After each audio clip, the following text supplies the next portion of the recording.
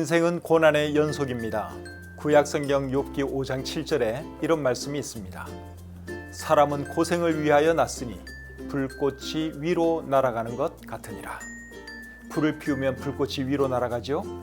그와 마찬가지로 인생에는 고생과 고난이 필연적입니다. 예수님을 믿는 사람도 예외가 아닙니다. 예수님 믿는 사람은 예수님 믿는 것 때문에 더 많은 고난이 있을 수 있습니다. 신약성경 디모데후서 3장 12절에 무릇 그리스도 예수 안에서 경건하게 살고자 하는 자는 박해를 받으리라 하는 말씀이 있습니다. 북한 같은 나라에서는 예수님 믿는 것이 발각되면 처형당합니다.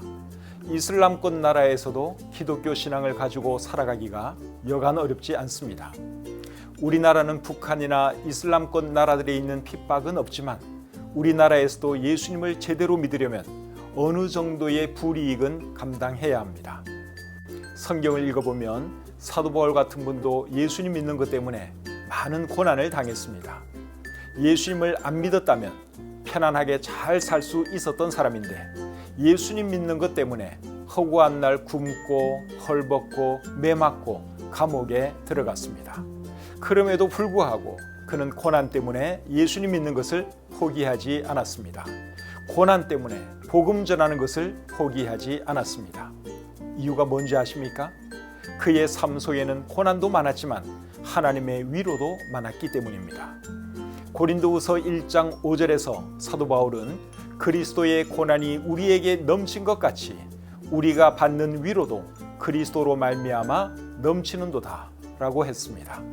고린도후서 7장 6절에 나오는 표현처럼 하나님은 낙심한 자들을 위로하시는 하나님입니다. 이런 하나님이 계셨기에 사도 바울은 고난 속에서도 흔들림 없이 사역할 수 있었습니다. 예수를 믿는 사람과 믿지 않는 사람의 차이가 무엇인 줄 아십니까?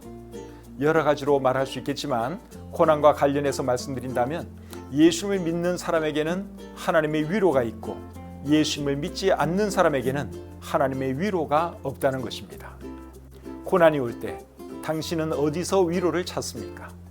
누구에게서 위로를 찾습니까? 예수님을 믿지 않고 계신다면 예수님을 믿으시고 하나님께 소망을 두고 사시기 바랍니다. 이 세상 삶은 짧습니다. 덧없습니다. 시편 90편 10절에서 모세는 이런 말을 했습니다.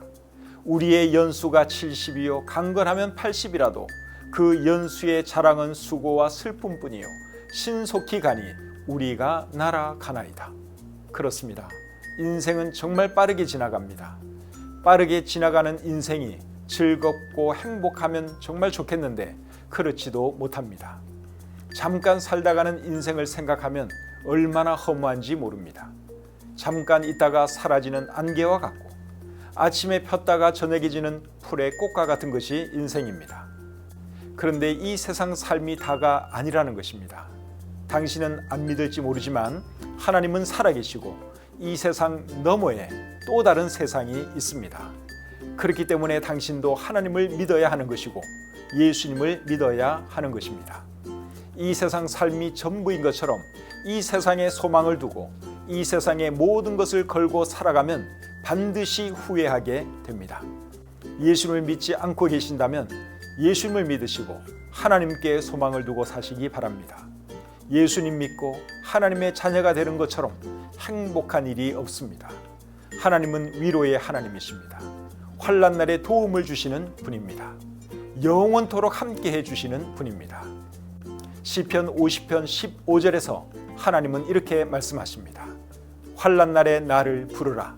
내가 너를 건지리니 네가 나를 영화롭게 하리로다. 하나님을 섬기면서 살아가는 당신이 되기를 예수님의 이름으로 축복합니다.